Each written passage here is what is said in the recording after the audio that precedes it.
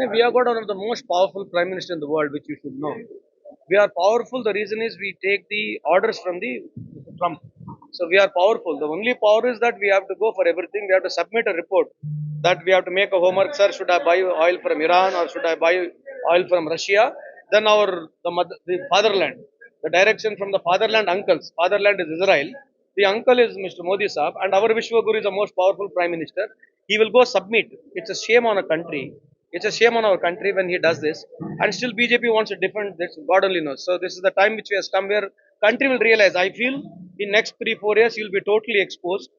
He'll be totally exposed, and the mannerism which he goes, hugs them, and puts them a big hug and gives them a big tap on the back.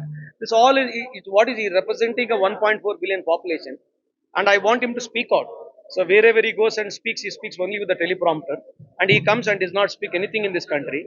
So there is a entourage of the photographers, the entourage of the cameraman is there, and he shows is alone walking there, alone coming there, and the same, every day we have to see in the media that this man is more powerful, and because of him only the whole country is running.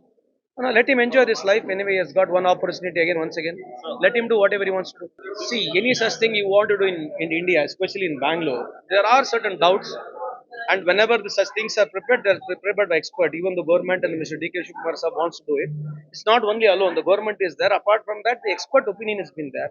So yes, definitely all walks of people in country like especially in Bangalore, they have got a dissent. I always keep saying, no, dissent is the essence of democracy. But still, at the larger interest, the tunnel will definitely help the common man, and obviously it is going to ease at least 30 40% of a traffic congestion in Bangalore.